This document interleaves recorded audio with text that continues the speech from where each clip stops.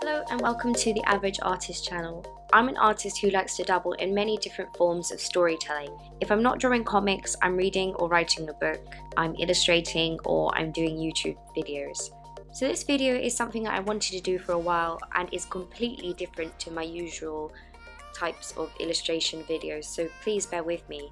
Before we start, I would like to say that this video is not an opinion of mine, and I am simply stating facts and interesting conspiracies that I found online. With that, let's begin. I will be telling you a short conspiracy theory involving an important work of art. So what do Da Vinci, an Arabic prince, and an American president all have in common? Well, stay tuned as I walk you through this theory that has been floating around the conspiracy sphere. Let's start at the beginning. We all know who Da Vinci was, the world-famous artist and inventor. He was an Italian polymath of the Renaissance era, and he did a lot of stuff during his 87 years on our planet. You probably had to study him at one time or another. If you have ever taken an art class, or even if you haven't, his name is probably as well known today as it was back then, I'm sure. His works include Mona Lisa and The Last Supper, just to name a few. Though he wasn't a very prolific artist, he has 20 great masterpieces of work. And though his works often seem genius and mysterious to us, he was actually a very rational person who liked to be educated and reasoned with science. This now turns us to one of his well-known pieces, Salvator Mundi, which has been headlining a few interesting stories through its history. This painting was created in the 1500s. It depicts Jesus Christ in a Renaissance dress, making a sign of a cross with his right hand and holding a rock crystal orb in his left.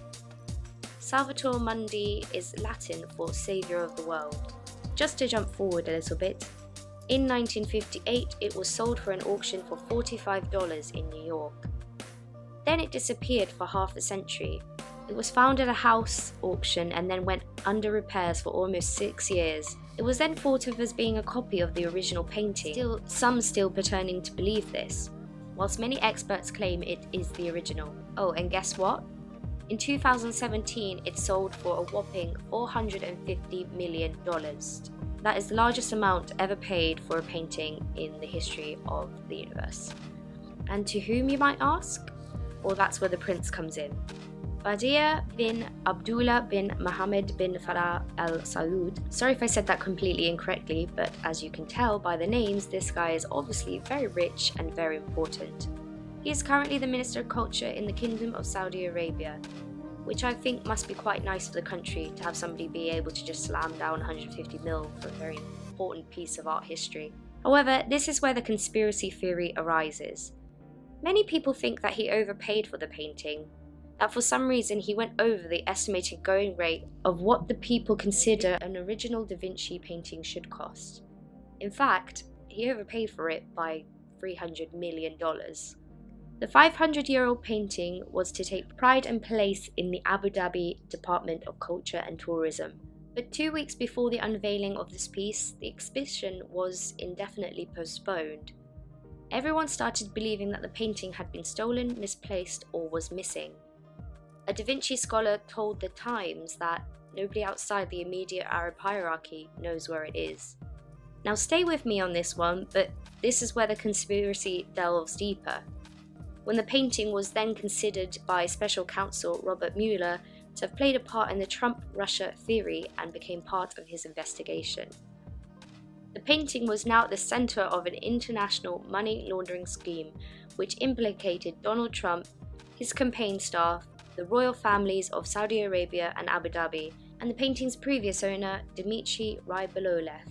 It is said that Dmitry put the painting up for auction knowing that the Saudi prince would buy it.